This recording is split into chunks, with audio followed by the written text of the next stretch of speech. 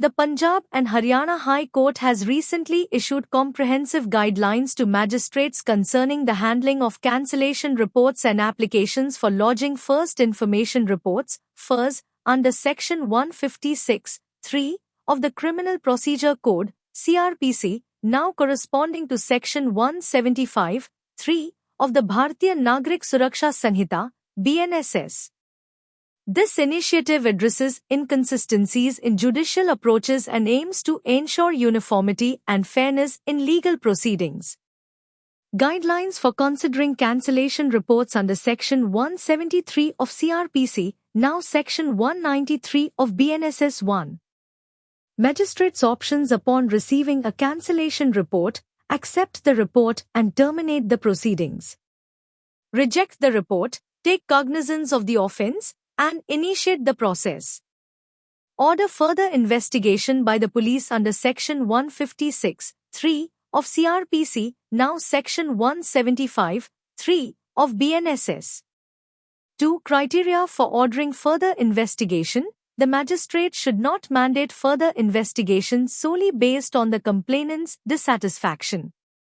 The complainant must clearly identify deficiencies in the investigation and highlight any critical evidence overlooked by the investigating officer.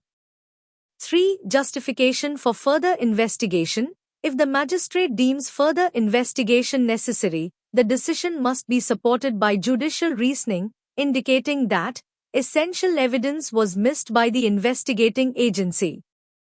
A significant piece of material evidence or document, crucial for the case, needs to be collected. The investigating officer exhibited bias or acted in a manner obstructing justice. Guidelines for applications under Section 156(3) of CRPC, now Section 175(3) of BNSS 1.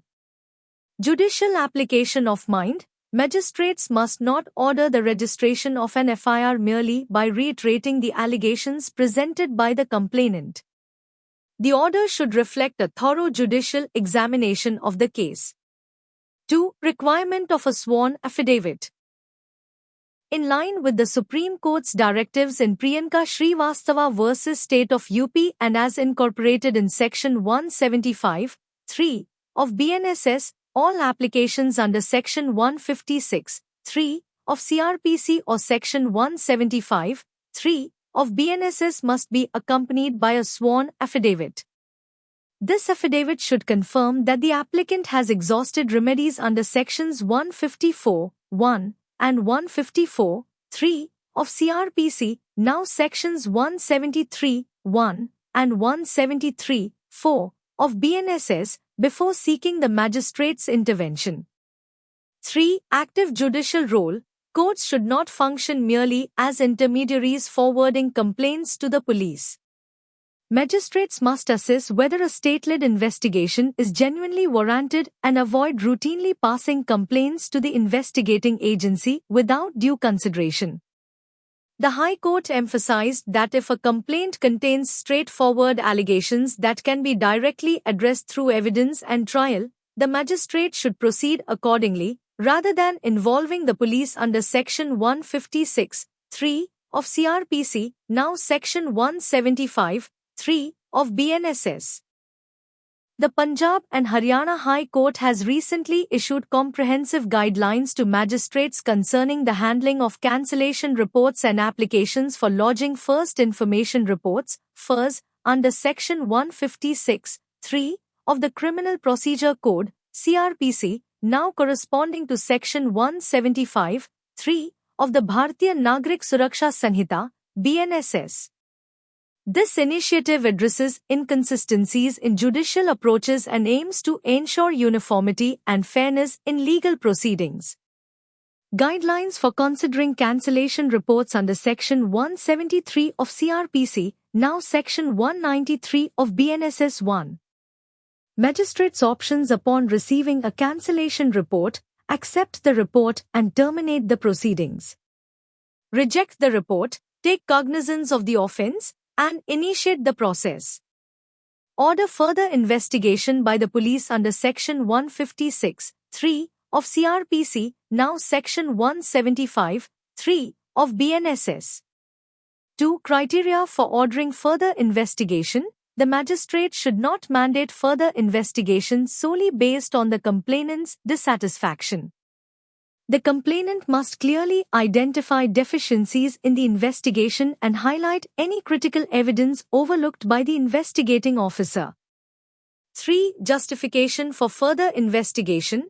If the magistrate deems further investigation necessary, the decision must be supported by judicial reasoning, indicating that essential evidence was missed by the investigating agency. A significant piece of material evidence or document, crucial for the case, needs to be collected.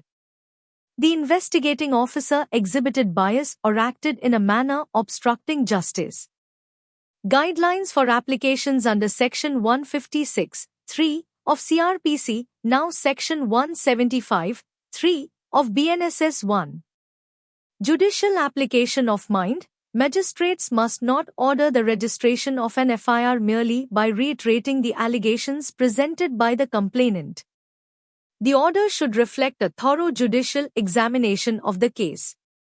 2. Requirement of a sworn affidavit. In line with the Supreme Court's directives in Priyanka Srivastava v. State of UP and as incorporated in Section 175(3) of BNSS, all applications under Section 156(3) of CRPC or Section 175(3) of BNSS must be accompanied by a sworn affidavit.